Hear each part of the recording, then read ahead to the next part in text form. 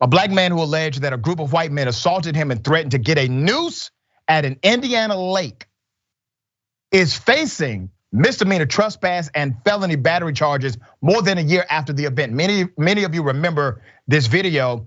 A video of the original incident went viral. Here's a reminder of that video. Let him go, dude. Let him go. Let him go, please. Let him go. Please let him go. We're going to as soon as you let him go. I'm going to. Let him go. Get your phones out of here and go. Let him go. Shake your head at me and go. Get the out of here. You happy about this? Nappy-headed bitch, you happy about this? What do you really want to call me? You nappy-headed bitch. What do you want to call me? About this? You with your 5 white friends? You happy with your 5 white friends? You guys started all. You put it in your fucking film, bitch. You stupid fucking liberal. That's what you get. The victim is being charged in this situation. Vox Booker, a local civil rights activist, said an order to get a noose was uttered but not captured on video. He said in the Facebook post after the incident that he had a minor concussion, abrasions, and some ripped out hair patches from the attack.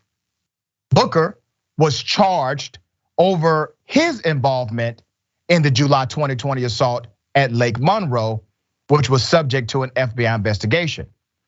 2 of the men who were involved in assaulting Booker were charged with battery last July. The Monroe County branch of the NAACP is demanding that the charges be dropped and that a special prosecutor who filed them, Sonoya Learcamp, resign. We remember this video. I remember when I first watched it, I said, damn, that brother has to be terrified. He got assaulted. We saw it.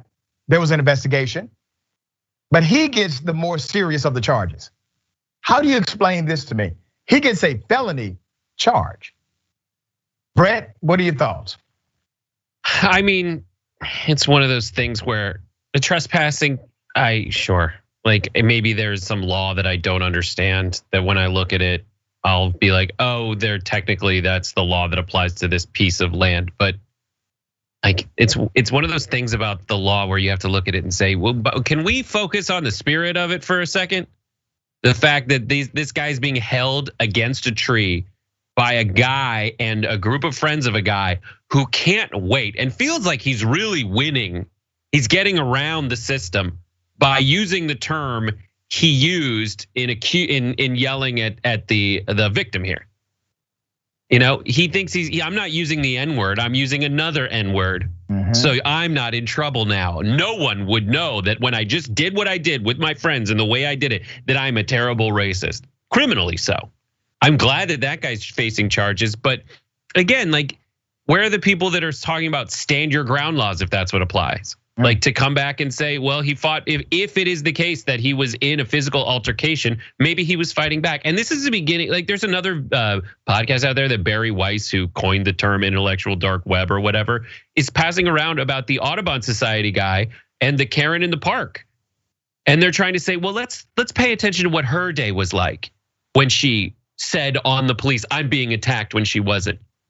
There's this weird thing where it's a combination of contrarianism and just some weird jujitsu of view seeking that allows them to just annoy you in that really terrible way that belittles the very real social justice issues that are injustice issues that are playing out before our very eyes. And they're like, you do not need to see its identification. This is not the racism you're looking for.